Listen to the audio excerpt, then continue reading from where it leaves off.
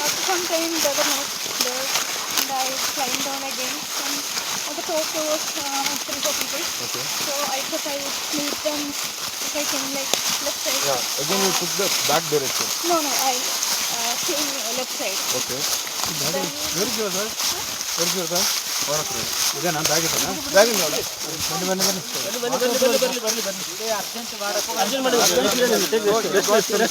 Total ಆರು fine madam yeah, fine, completely fine.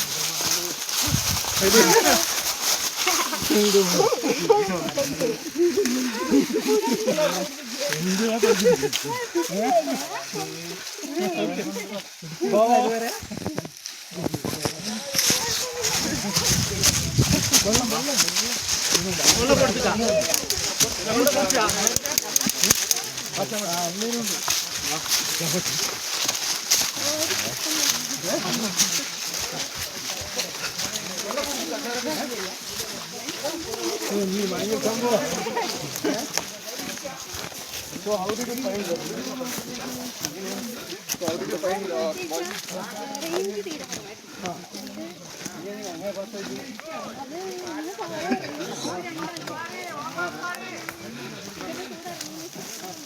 ಸ್ನೇಹಿತರೆ ನಮಸ್ಕಾರ, ನಾನು ಹೇಮಂತ್ ಸಂಪಾಜೆ. ಕೊಡಗಿನ ತಡಿಯಂಡಮೋಳ್ ಈ ಒಂದು ಚಾರಣಕ್ಕೆ ಹೋದಂತಹ ಒಂದು ಬೆಟ್ಟದಲ್ಲಿ ನಾಪತ್ತೆಯಾಗಿದ್ದಂತಹ ಶರಣ್ಯ ಕೊನೆಗೂ ಪತ್ತೆಯಾಗಿದ್ದಾರೆ. ತುಂಬ ಜನರ ಪ್ರಾರ್ಥನೆ ಇತ್ತು, ಸ್ಥಳೀಯರು ಕೂಡ ದೈವಗಳಿಗೆ ಪ್ರಾರ್ಥನೆಯನ್ನು ಮಾಡ್ಕೊಂಡಿದ್ರು. ಯಾಕೆಂತ ಹೇಳಿದ್ರೆ ಎಲ್ಲೋ ಒಂದು ಕಡೆಯಲ್ಲಿ ಅವ್ರು ಹೇಳಿದರು, ಕೊನೆ ಮುಹೂರ್ತ ಅಂತೇಳಿ ನಡೆದ ನಂತರ ಅಲ್ಲಿ ಯಾರೂ ಆ ಕಾಡುಗಳಲ್ಲಿ ಓಡಾಡುವಾಗಿಲ್ಲ, ಅದರಲ್ಲೂ ಕೂಡ ಹೆಚ್ಚಿನದಾಗಿ ಅಂದರೆ ಸೂತಕ ಛಾಯೆ ಇರುವವರು ಓಡಾಡಬಾರ್ದು ಅನ್ನುವಂಥ ಮಾತನ್ನು ಹೇಳಿದರು. ನಾವು ಹರಕೆಯನ್ನು ಹೊತ್ಕೊಂಡಿದ್ದೀವಿ, ಖಂಡಿತವಾಗಿ ಅವರು ಸಿಗ್ತಾರೆ ಅನ್ನುವಂಥ ವಿಚಾರವನ್ನು ಹೇಳ್ಕೊಂಡಿದ್ರು. ಅದು ಕೊನೆಗೂ ಫಲಿಸಿದೆ. ಅವರು ಸಿಕ್ಕಿದ್ದಾರೆ, ಸುರಕ್ಷಿತವಾಗಿದ್ದಾರೆ. ನೀವು ವಿಡಿಯೋದಲ್ಲಿ ನೋಡ್ಬೋದು ಎಷ್ಟೊಂದು ಜೋಶಲ್ಲಿದ್ದಾರೆ. 4 ದಿವಸ ಅನ್ನ ಆಹಾರ ನೀರು ಇಲ್ಲದಿದ್ದರೂ ಕೂಡ ಅವರು ಇರುವಂಥ ಜೋಶ್ ನೋಡಿದ್ರೇ ನಮಗೆ ಏನೋ ಇದೆ, ಸಮಥಿಂಗ್ ಹೇಗಿದು ಸಾಧ್ಯ ಅಂತ ಹೇಳಿ ನಮಗೆಲ್ಲರಿಗೂ ಕೂಡ ಕುತೂಹಲ ಮೂಡುತ್ತೆ. ಏನೋ ಒಂದು ಪ್ರಶ್ನೆಗಳನ್ನು ಕಾಡಿಸೋಕ್ಕೆ ಶುರುವಾಗುತ್ತೆ. ಅಂತಹ ಪ್ರಶ್ನೆಗೆ ಉತ್ತರ ನಾನು ಕೂಡ ಒಂದಷ್ಟು ಮಾಹಿತಿಯನ್ನು ಕಲೆ ಹಾಕ್ಕೊಂಡೆ. ಯಾಕಾಗಿ ಅವರು ಅಷ್ಟೊಂದು ಜೋಶಲ್ಲಿದ್ದಾರಲ್ಲ, 4 ದಿವಸ ನಾವು ಅನ್ನ ಆಹಾರ ನೀರನ್ನು ಬಿಟ್ಟರೆ ನಮ್ಮ ಪರಿಸ್ಥಿತಿ ಹೇಗಿರುತ್ತೆ? ಇಡೀ ದಿವಸ ಊಟ ಮಾಡದಿದ್ರೆ ನಮಗೆ ನಡಿಲಿಕ್ಕೆ ಆಗಲ್ಲ, ನಾವು ಆ ಪರಿಸ್ಥಿತಿಯಲ್ಲಿ ಇರ್ತೇವೆ. ಆದರೆ ಇವರು ನೋಡಿ 4 ದಿವಸಗಳ ಕಾಲ ನಿರಂತರವಾಗಿ ಕಾಡಿನಲ್ಲಿದ್ದಾರೆ, ಅಲೆದಾಡ್ತಾ ಇದ್ದಾರೆ, ದಾರಿ ಸಿಗದೆ ಒದ್ದಾಡ್ತಾ ಇದ್ದಾರೆ. ಇಂಥದ್ದಿದ್ದರೂ ಕೂಡ ಅವರು ಎಷ್ಟೊಂದು ಜೋಶ್ನಲ್ಲಿ ಬರ್ತಾ ಇರುವಂತಹ ಈ ವಿಡಿಯೋ ನೋಡಿದ್ರೆ, ಕೆಲವು ಫೋಟೋಗಳನ್ನು ನೋಡಿದ್ರೆ ಅನಿಸುತ್ತೆ ಯಾಕಾಗಿರ್ಬೋದು ಅಂತ. ನಾನು ಒಂದಷ್ಟು ರಿಸರ್ಚ್ಗಳನ್ನು ಮಾಡಿದೆ, ಇದ್ರ ಬಗ್ಗೆ ಒಂದಷ್ಟು ಪ್ರಶ್ನೆಗಳನ್ನು ಕೂಡ ಇಟ್ಟೆ. ನನಗೆ ಗೊತ್ತಿದ್ದ ಪ್ರಕಾರ ಹಸಿವು ಆಗದ ಹಾಗೆ ಟ್ಯಾಬ್ಲೆಟನ್ನು ಅವರು ಸೇವನೆಯನ್ನು ಮಾಡಿದರು.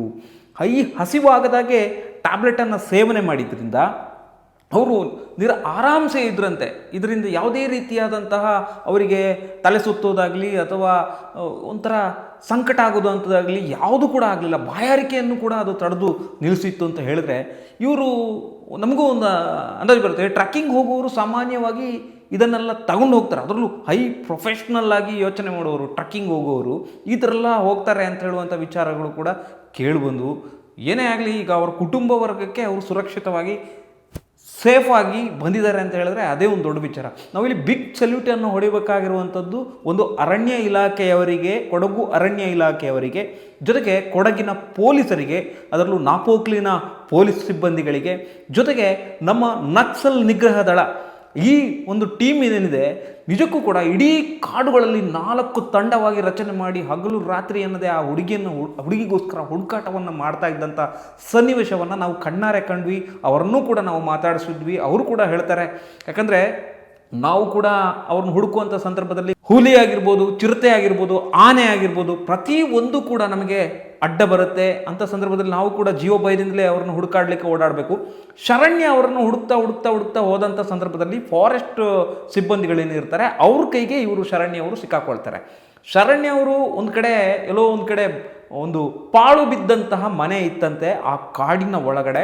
ಬಹಳ ಹಿಂದೆ ಇದ್ದಂತಹ ಆ ಪಾಳು ಬಿದ್ದ ಮನೆಯಲ್ಲಿ ಶರಣ್ಯ ಅವರು ಇದ್ದರು. ಅಲ್ಲಿ ಅವರು ಸೇಫ್ ಆಗಿದ್ರು. ಯಾಕಂದರೆ ಅವರು ಒಂದು ಯೋಚನೆ ಮಾಡ್ತಾ ಇದ್ರಂತೆ, ನನಗೆ ಬಯಲು ಪ್ರದೇಶದಲ್ಲಿ ಇರಬೇಕು. ಯಾಕಂದರೆ ಒಂದು ವೇಳೆ ಸಿಬ್ಬಂದಿಗಳು ಹುಡುಕಾಟ ನಡೆಸುವಾಗ ಡ್ರೋನನ್ನು ಬಳಸ್ತಾರೆ ಅನ್ನುವಂಥ ವಿಚಾರ ಶರಣ್ಯನಿಗೆ ಗೊತ್ತಿತ್ತು. ಈ ಹಿನ್ನೆಲೆಯಲ್ಲಿ ಆದಷ್ಟು ಬಯಲು ಪ್ರದೇಶದ ಕಡೆಗೆ ಆಕೆ ನಿಂತಿದ್ದು, ಸುರಕ್ಷಿತವಾಗಿ ನಿಂತಿದ್ಲು. ಶರಣ್ಯ ಅವರು ಏಪ್ರಿಲ್ 2ರಂದು ಬೆಳಿಗ್ಗೆ ಈ ಒಂದು ತಡಿಯಂಡಮೋಳ್ ಬೆಟ್ಟಕ್ಕೆ ಹೋಗಬೇಕು ಅಂತ ಹೇಳಿ ಪ್ಲ್ಯಾನ್ ಮಾಡ್ತಾರೆ. ಒಬ್ಬರೇ ಬರ್ತಾರೆ. ಒಬ್ಬರೇ ಈ ಟ್ರಕ್ಕಿಂಗಿಗೆ ಬಂದಂಥ ಸಂದರ್ಭದಲ್ಲಿ ಅಲ್ಲಿಯ ಸಿಬ್ಬಂದಿಗಳು ಅವರನ್ನು ಆರಂಭದಲ್ಲಿ ಬಿಡೋದಿಲ್ಲ. ಯಾಕಂತ ಹೇಳಿದ್ರೆ ಒಬ್ಬರೇ ಬಂದಿದ್ದೀರಿ ಅನ್ನುವಂಥ ಕಾರಣಕ್ಕೆ ಅವರನ್ನು ಬಿಡೋದಿಲ್ಲ.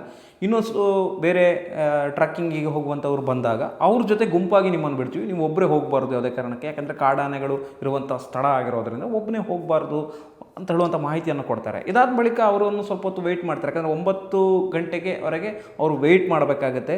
9-9:30 ಅಷ್ಟು ಹೊತ್ತಿಗೆ ಆಗುವಾಗ ಒಂದಷ್ಟು ಟೀಮ್ ಬೇರೆ ಇತರರು ಬರ್ತಾರೆ. ಅವ್ರ ಜೊತೆ ಇವ್ರನ್ನ ಜೊತೆಯಾಗಿ ಕಳಿಸ್ಕೊಡ್ತಾರೆ.